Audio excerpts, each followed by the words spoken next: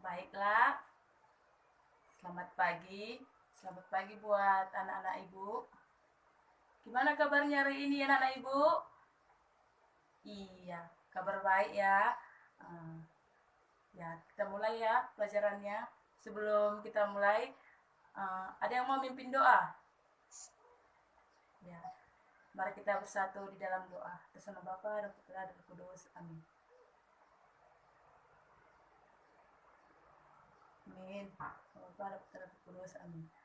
Baiklah, ibu sekarang mengecek siapa yang hadir dan siapa yang tidak hadir. Yang hadir jawab hadir, yang tidak usah dijawab. Uh, Santa ya hadir, Nofri ya hadir, Rosa ya hadir, Sylvia hadir, Dewi hadir. Ya baik, semua hadir ya anak-anak ibu. Sekarang ada yang tahu tidak kita belajar tentang apa dan tema apa? Baiklah, ibu akan menjelaskannya. Kita sekarang belajar tema 8 kelas 4, pembelajaran 3 subtema 1. Daerah tempat tinggalku. Di sini anak-anak ibu di mana aja daerah tempat tinggalnya? Pasti kan berbeda-beda kan? Ya. Siapa yang tahu? Tabanan itu daerah Tabanan itu dari daerah mana? Hayo anak-anak ibu. Ya, Tabanan itu merupakan salah satu kabupaten di Provinsi Bali. Jadi, anak-anak ibu, Tabanan itu berasal dari Kabupaten Provinsi Bali ya. Terus, ibu mau bertanya lagi. Wilayah Tabanan itu di situ ada dominasinya mempunyai apa aja? Ya, di situ ada pegunungan dan pantai. Selain itu juga anak-anak ibu, di Tabanan itu katanya kan terkenal sebagai penghasil beras ya dan sayur-sayuran.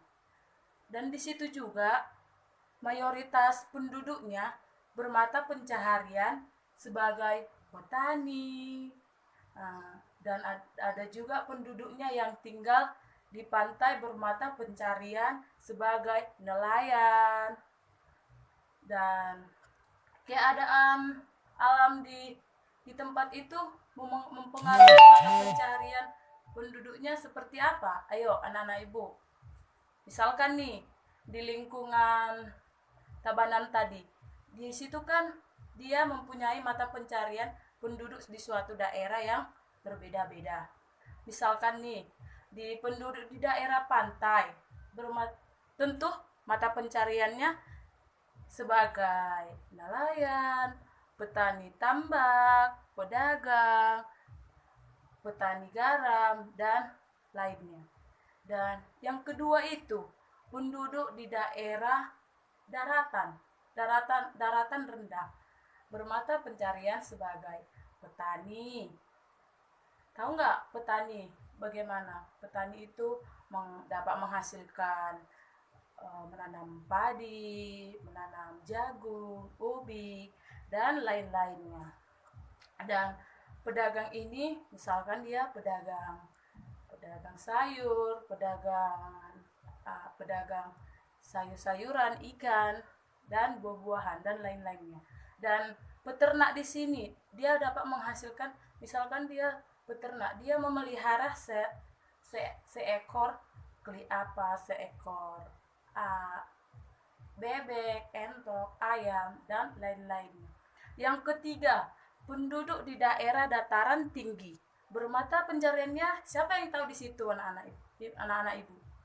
Ya, tentu saja di dataran tinggi itu juga bermata pencarian sebagai petani, peternak, pedagang, dan pekerja perkebunan. Misalnya ini pekerja perkebunan ini dicocok dikatakan sebagai apa Nana Ibu? Ya, misalkan ini perkebunan seperti yang di daerah dekat kampung Ibu lah ya, di itu di Saribu Dolok ya, kebun teh. Itu kan dapat menghasilkan bubuk teh dia. Jadi bisa diolah daunnya jadi bubuk teh manis. Dan di sini juga ada perkebunannya, dia dapat menghasilkan cengkeh. Nah, dan selain itu juga kan anak-anak Ibu, penduduk yang tinggal di desa juga memiliki mata pencarian yang sangat berbeda-beda dengan penduduk di kota. Ya, seperti yang kita ketahui kan, penduduk di desa itu lebih banyak bermata pencarian sebagai petani, peternak, dan pedagang, dan juga buruh tani dan perkebunan. Sedangkan di penduduk kota bermata pencarian sebagai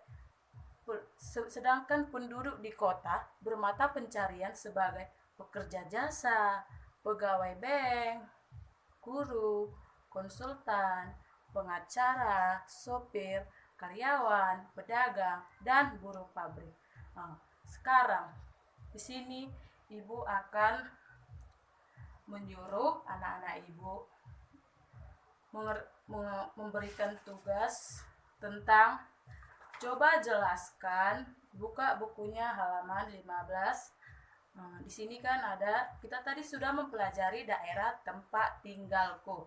Terus Ibu memberikan tugas, coba anak-anak Ibu menjelaskan di daerah tempat tinggalnya apa yang dapat di situ, dan misalkan nih jenis-jenis jenis-jenis pekerjaannya kan berbeda-beda di setiap penduduk itu. Nah, jadi Ibu memberikan tugasnya, coba dicatat di buku tugasnya, coba tuliskan jenis-jenis pekerjaan yang ada di daerah tempat tinggalmu. Dan yang kedua, coba jelaskan juga penduduk di daerah tempat tinggal masing-masing yang bermata pencarian sebagai apa.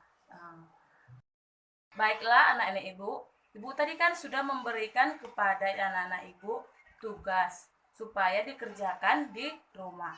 Tugas ini untuk Ibu buat nilai tambahannya. Dan buat semuanya anak-anak Ibu, tolong dikerjakan ya, tanpa terkecuali. Tetapi jikalau ada anak-anak Ibu yang tidak mengerjakan nih, Ibu kasih dispensasi cuma 1 hari. Jikalau sudah lewat, sudah Ibu biarkan saja. Tidak Ibu kasih lagi nilai tambahannya nih. Ya udah. Nah, demikianlah pembelajaran kita hari ini, cukup selesai. Terima kasih.